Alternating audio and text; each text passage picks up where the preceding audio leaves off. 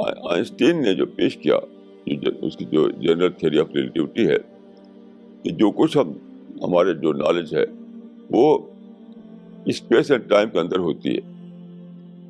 ہم space and time کے اندر ہیں, اسی میں ہم سوچ پاتے ہیں. بیانڈ اسپیس اینڈ ٹائم کے بارے میں ہمیں کچھ پتا نہیں. تو اس نے ایک بہت ہی سمپل مثال دی ہے, بہت ہی سادہ, جو ہر آدمی اس کو سمجھ سکتا ہے,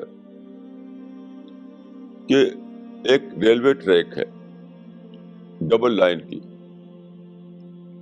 اور 2 ٹرینیں اس پر دوڑ رہی ہیں ایک ہی اسپیڈ سے, یعنی 100 کلومیٹر کی اسپیڈ سے چل رہی ہیں دونوں. سپوز کیجیے آپ ایک دم ایگزیکٹ طور پر دونوں کی اسپیڈ ایک ہے. آپ ایک گاڑی میں بیٹھے ہوئے ہیں تو آپ کو لگے گا کہ دوسری گاڑی ٹھہری ہوئی ہے, اسٹینڈ اسٹل ہے. وہ ایک گاڑی میں آپ بیٹھے ہوئے دوسری گاڑی کو دیکھ رہے ہیں تو آپ کو یہ نہیں لگے کہ گاڑی دوڑ رہی ہے, آپ کو لگے کہ بالکل ٹھہری ہوئی ہے. تو آپ کی جو اسپیڈ ہے وہی اس کی اسپیڈ ہے. اچھا, اگر آپ اپوزٹ سائڈ میں گاڑیاں چل رہی ہوں, آپ ادھر جا رہی ہے اس کو ادھر جا رہی ہے, تو آپ کو ڈبل اسپیڈ لگے گی, یعنی 200 کلومیٹر پر لگے گا دوڑ رہی گاڑی.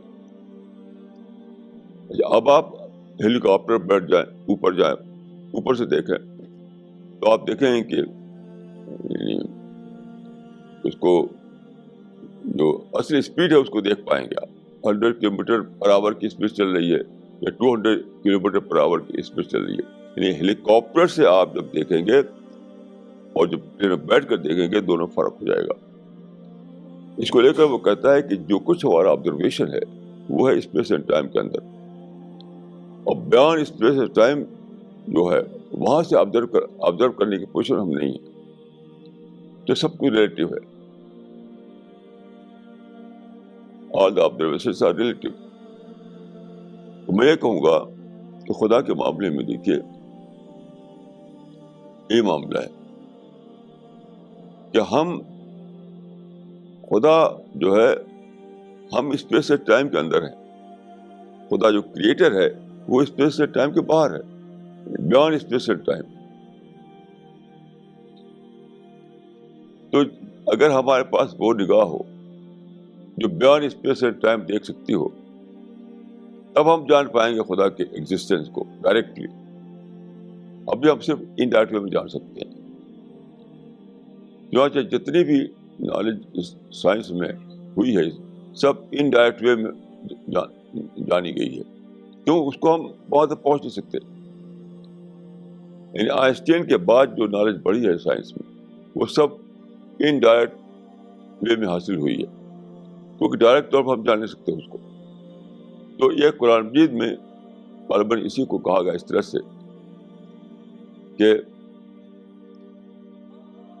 لقد كنت في غفلة من هذا فكشفنا عنك غطاءك فبصرك اليوم حديد. تم تھے اس سے پہلے اس طرح سے کہ تمہارے پر نگاہوں پر ایک کور پڑا ہوا تھا,